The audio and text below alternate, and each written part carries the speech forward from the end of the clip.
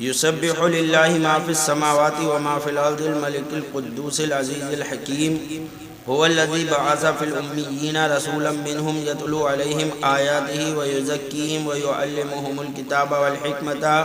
وإن كانوا من قبل لفی ضلال مبین وآخرین منہم لما یلحقوا بهم وهو العزیز الحکیم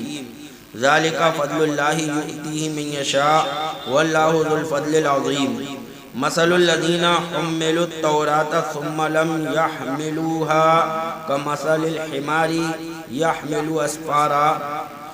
بئس مثل القوم الذين كذبوا بآيات الله والله لا يهدي القوم الظالمين قل يا أيها الذين هادوا إن زعمتم أنكم أولياء لله من دون الناس فتمنوا الموت إن كنتم صادقين ولا يتمنونه أبدا بما قدمت أيديهم والله عليم بالظالمين قل إن الموت الذي تفرون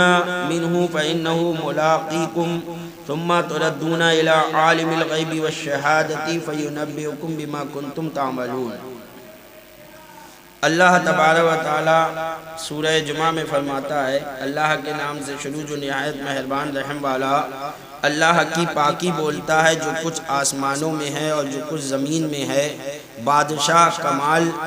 پاکی والا، عزت والا، حکمت والا وہی ہے جس نے ان پڑھوں میں انہی میں سے ایک رسول بھیجا۔ یعنی اللہ تبارک و تعالی نے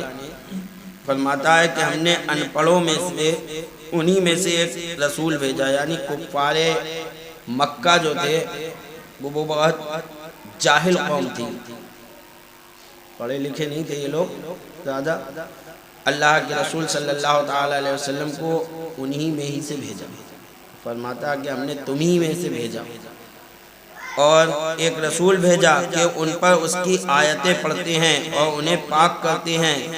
اور انہیں کتاب اور حکمت کا علم عطا فرماتے ہیں، اور بے شک وہ اس سے پہلے ضرور کھلی گمراہی میں تھے۔ تو اللہ کے رسول صلی اللہ تعالی علیہ وسلم بھی جب اس دنیا میں تشریف لائے تو آپ بھی بظاہر لکھنا اور پڑھنا نہیں جانتے تھے، بظاہر لکھنا اور پڑھنا نہیں جانتے تھے، لیکن اسی لیے آپ کا ایک لقب امی ہے۔ امی کے معنی ہوتے ہیں جو پڑھا ہوا نہیں، لیکن اوروں کا امی ہونا یہ عیب ہے، اور میرے نبی کا امی ہونا یہ خوبی ہے کہ آپ پڑھے ہوئے نہیں تھے، اس کے باوجود بھی آپ لوگ لکھتے تو ان کے لکھنے کی غلطی کو سدھار دیا کہ ایسے نہیں ایسے لکھو، ایسے نہیں ایسے لکھو۔ تو اللہ کے رسول صلی اللہ تعالی علیہ وسلم جو پڑھے ہوئے نہیں تھے، بظاہر اس کا دنیا میں کسی سے نہیں پڑھا آپ نے، اس کی ایک وجہ یہ تھی کہ اگر آپ نے دنیا میں پڑھ لیا ہوتا تو اب آپ قرآن سناتے لوگوں کو تو کہتے ارے پڑھے لکھے آدمی ہیں، اس لیے اپنے علم کا جوہر دکھا رہے ہیں، اپنی قابلیت کا جوہر دکھا رہے ہیں، پڑھے لکھے آدمی ہیں، سب کو پیچھے چھوڑ رہے ہیں۔ اب دنیا نے دیکھ لیا کہ آپ نے پڑھا تو کہیں نہیں ہے، اس کے باوجود بھی علم کے جوہر بہا رہے ہیں، تو یہ کہاں سے ہے؟ یہ اپنی طرف سے نہیں ہو سکتا، یہ ضرور خدا کا کیا ہوا ہے۔ نہیں، دنیا کہہ دیتی ہے ارے یہ پڑھے لکھے ہیں اس لیے بنا کر قرآن لے آئے، اس کی مثال کوئی نہیں لا پا رہا ہے کہ انہوں نے بہت زیادہ قابلیت حاصل کر لی ہے، کوئی ان کا مقابلہ نہیں کر پا رہا ہے، لیکن پڑھے ہوئے نہیں ہے بظاہر کسی سے، اور پھر بھی وہ قابلیت دکھا رہے ہیں کہ دنیا حیرت میں پڑی ہے کہ یہ کیسے ہو رہا ہے۔ اللہ اکبر۔ اور دنیا میں اگر کسی سے پڑھتے تو وہ آپ کا استاد بن جاتا، اور میرے نبی کا کوئی استاد ہو یہ اللہ کو کم منظور۔ اللہ تبارک و تعالی نے اپنے محبوب کو خود ہی پڑھایا، کوئی استاد نہیں۔ آپ نے دنیا میں کسی سے نہیں پڑھا، اس کا مطلب یہ نہیں کہ آپ پڑھے لکھے نہیں تھے، آپ تو الحمدللہ قرآن جیسی کتاب آپ پر نازل ہوئی جس میں ہر چیز کا روشن بیان ہے، اور جتنا قرآن کا علم جس نے حاصل کیا وہ اتنا ہی دنیا کا ماہر ہوا۔ اعلیٰ حضرت فاضل بریلوی نے قرآن کا تو علم حاصل کیا کہ سائنس میں بھی آپ ماہر ہوتے چلے گئے اور دیگر علوم میں بھی آپ ماہر نظر آتے ہیں کہ آپ نے کون سے اسکول میں پڑھا، لیکن جب سائنس کا کوئی مسئلہ آ جاتا تو آپ کا قلم اٹھ جاتا تو سائنسداں حیران رہ جاتے، اگر میتھ کا کوئی مسئلہ آ جاتا تو آپ کا قلم اٹھ جاتا، میتھداں حیران رہ جاتے۔ آپ کون سے اسکول میں گئے پڑھنے؟ کسی اسکول میں نہیں، قرآن سے ہی سیکھا سب۔ تو اللہ تبارک و تعالی نے آپ کو امی بنایا، تو آپ کا امی ہونا یہ خوبی ہے اور ہمارا امی ہونا یہ عیب ہے، اور انہیں کتاب اور حکمت کا علم عطا فرماتے ہیں، اور بے شک وہ اس سے پہلے ضرور کھلی گمراہی میں تھے، اور ان میں سے اوروں کو پاک کرتے اور علم عطا فرماتے ہیں جو ان اگلوں سے نہ ملے، اور بڑی عزت و حکمت والا ہے۔ یہ اللہ کا فضل ہے جسے چاہے دے، اور اللہ بڑے فضل والا ہے۔ ان کی مثال جن پر توریت رکھی گئی تھی پھر انہوں نے اس کی حکم برداری نہ کی، گدھے کی مثال ہے جو پیٹھ پر کتابیں اٹھائے، کیا ہی بری مثال ہے۔ اللہ تعالیٰ مثال دے کر بتا رہا ہے کہ جن کو علم ملا، انہوں نے علم سیکھا، یعنی یہود و نصارہ ان کو توریت دی گئی، توریت کا علم ان کے پاس آیا، لیکن اس کے باوجود انہوں نے اس پر عمل نہیں کیا۔ تو جو علم ملنے کے باوجود اس علم پر عمل نہ کرے، اللہ تبارک و تعالیٰ اس کی فرما رہا ہے اس کی مثال ایسے ہی ہے جیسے گدھے کے اوپر کتابیں لاد دو، گدھے کے اوپر بخاری بھی لاد دو، مسلم بھی لاد دو، اور دیگر احادیث کی کتابیں لاد دو، تفاسیر کی کتابیں لاد دو، تو کیا گدھے کو کچھ آ جائے گا؟ کتابیں تو بہت لیے ٹہل رہا ہے، تو کتابیں کتنی ہی بھر لو اپنی لائبریری میں، کتابیں بھرنے سے کچھ نہیں ہوگا جب تک کہ اس علم پر عمل پیرا نہیں ہوگا۔ جو اللہ نے علم دیا ہے اس علم پر تم عمل نہیں کرو گے تو اس کی مثال ایسے ہی ہے جیسے گدھے پر بوجھ لاد دیا۔ اپنے سینے میں کتنا ہی علم اتار لو، کوئی قرآن کا حافظ ہو جائے، پورا قرآن اس کو ایسا یاد ہو کہ فر سنا دے، لیکن قرآن پر عمل نہ ہو، اس کا کچھ عمل نہیں کر رہا ہے، تو اس کی مثال اسی طرح ہے کہ جیسے گدھے کے اوپر جو ہے کتابیں لاتی۔ عمل ضروری ہے، جب ہم عمل نہیں کر رہے ہیں، چاہے عالم ہو یا حافظ ہو، کوئی بھی ہو، کتنا ہی بڑا عالم کیوں نہ ہو، جب اس کا عمل صحیح نہیں تو اس کا علم بیکار۔ جو شخص اپنے علم سے خود ہی نفع نہیں اٹھا پایا وہ دوسروں کو کیا نفع پہنچائے گا۔ تو اللہ فرماتا ہے یہودیوں کے بارے میں فرماتا ہے کہ گدھے کی مثال ہے جو پیٹھ پر کتابیں اٹھائے، کیا ہی بری مثال ہے ان لوگوں کی جنہوں نے اللہ کی آیتیں جھٹلائیں اور اللہ ظالموں کو راہ نہیں دیتا۔ تم فرماؤ اے یہودیوں، اگر تمہیں یہ گمان ہے کہ تم اللہ کے دوست ہو اور لوگ نہیں تو مرنے کی آرزو کرو اگر تم سچے ہو، اور وہ کبھی اس کی آرزو نہ کریں گے۔ کہو اگر کہو تم سچے ہو، تم مانتے ہو کہ ہمارا دین سچا ہے، ہم ہی واقعی اللہ والے لوگ ہیں، تو ٹھیک ہے آرزو کرو یا اللہ تو ہمیں موت دے کر جنت عطا فرما، کیوں نہیں کرتے؟ اور پھر خود ہی فرماتا ہے اللہ یہ آرزو وہ نہیں کریں گے کبھی، کیوں وہ خوب جانتے ہیں، علم ہے ان کے پاس، یہ وہ بھی سمجھ رہے ہیں کہ ہم غلطی پر ہیں۔ ایسا نہیں ہے، توریت کے ذریعے انہیں پتہ چل چکا ہے کہ محمد صلی اللہ تعالی علیہ وسلم ہی آخری رسول ہے، یہ وہ جان چکے ہیں، لیکن چھپا رہے ہیں اس بات کو۔ تو موت کی آرزو کرو، کہو کہ اللہ تو ہم کو موت دے دے اور جنت عطا کر دے، لیکن وہ اس کی آرزو کبھی نہیں کریں گے، کیونکہ وہ اچھی طرح جانتے ہیں کہ ہم غلط ہیں اور اللہ کے رسول یہی ہے، اور وہ کبھی اس کی آرزو نہ کریں گے ان کوتکوں کے سبب جو ان کے ہاتھ آگے بھیج چکے ہیں، اور اللہ ظالموں کو جانتا ہے۔ تم فرماؤ وہ موت جس سے تم بھاگتے ہو وہ تو ضرور تمہیں ملنی ہے،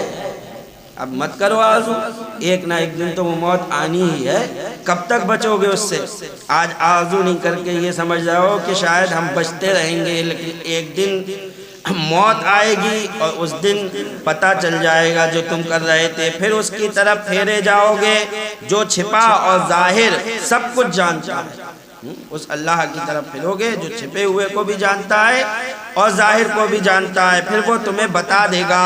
جو تم نے کیا تھا، جو بھی تم کرتے تھے اللہ تبارک و تعالیٰ اس کو بتا دے گا۔ یا ایھا الذین آمنوا اذا نودی للصلاۃ من یوم الجمعۃ فاسعوا الی ذکر اللہ وذروا البیع، اے ایمان والو جب نماز کی اذان ہو جمعے کے دن تو اللہ کے ذکر کی طرف دوڑو۔ اللہ تبارک و تعالیٰ قرآن میں مسلمانوں کو یہ حکم دے رہا ہے اور یہ حکم وجوب کا ہے، یہ یاد رکھیے، اس کو آپ لوگ نوٹ کر لیں اس بات کو۔ ویسے تو جب بھی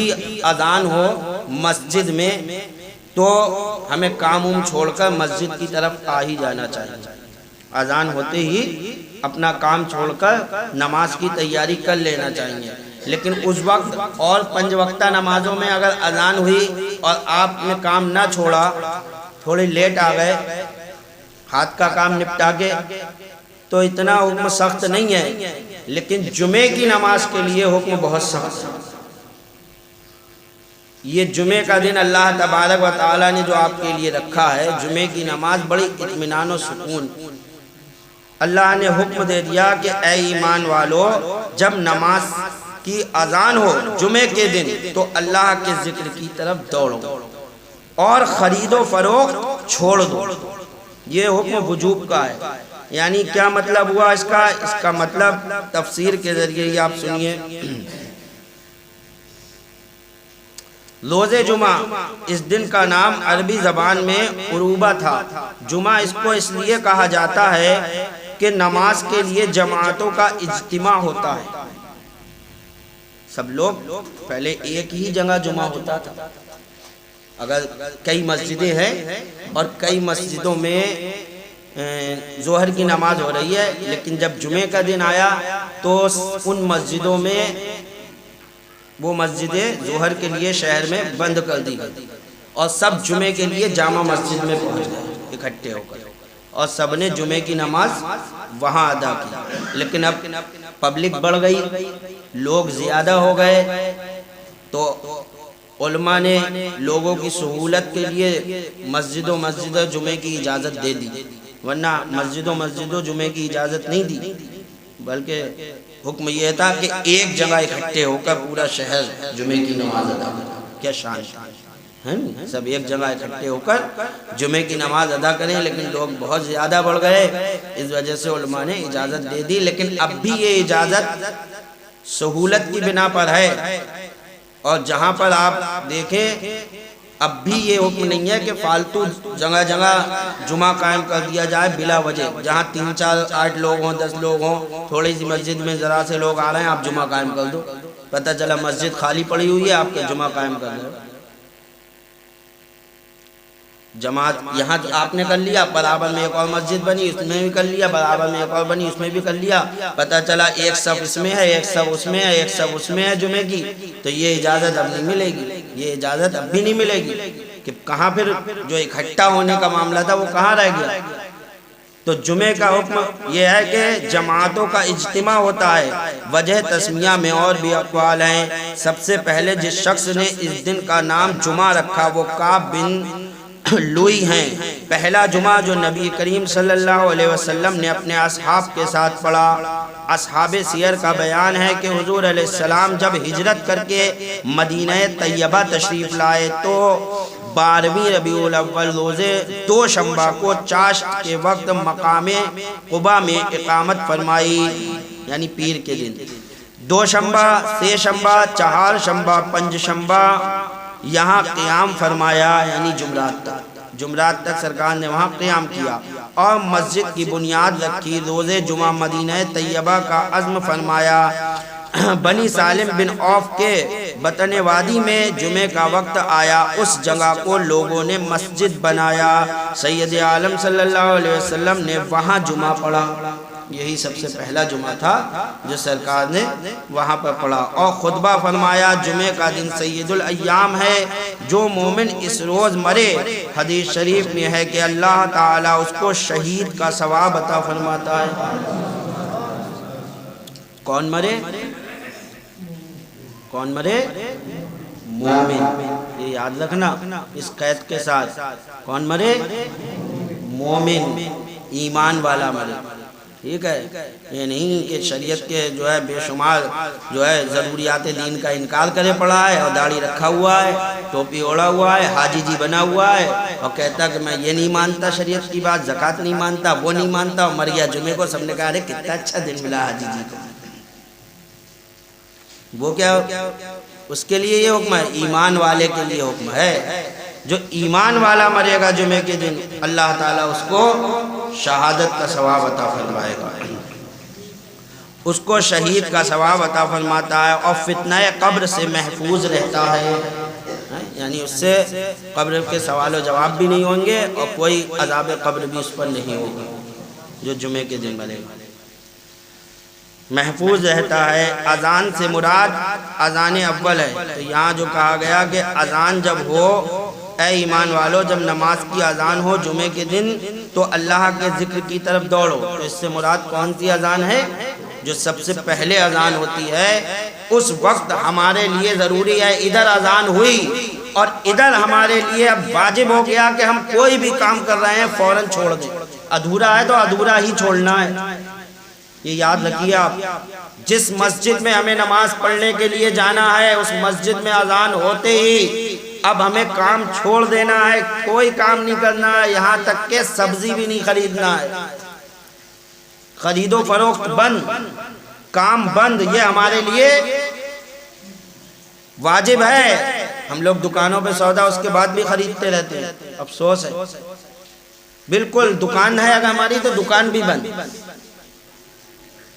اس وقت سب بند۔ ہمارے لیے ضروری ہے کہ مسجد میں جمعے کی اذان ہو چکی ہے، اللہ کا حکم ہے کہ جمعے کے دن جب مسجد میں اذان ہو جائے تو اللہ کے ذکر کے لیے دوڑو، سب کام ختم کر دو، اب کوئی کام نہیں ہوگا، اللہ کے ذکر کے لیے دوڑو، خرید و فروخت چھوڑ دو۔ تو کہہ رہے ہیں کہ اس سے مراد اذان ثانی نہیں ہے بلکہ اذان اول ہے، اگرچہ اذان اول زمانہ حضرت عثمان غنی رضی اللہ تعالیٰ عنہ میں اضافہ کی گئی، یعنی اگرچہ اس اذان کا اضافہ حضرت عثمان غنی رضی اللہ تعالیٰ عنہ کے دور میں ہوا، پہلے خطبے کی جو اذان ہوتی تھی بس یہی ہوتی تھی، پہلی اذان نہیں ہوتی، حضرت عثمان غنی نے وہ پہلی اذان بڑھائی، لیکن مراد وہی ہے کیونکہ اس وقت خطبے کی اذان پہلی تھی، تو وہ اب کیونکہ اس سے پہلے جو ایک اذان رکھی گئی تو اب وہ پہلی بن گئی، تو وہ ٹھیک ہے، تو اس سے مراد وہی اذان ہے جو سب سے پہلے اذان دی جائے۔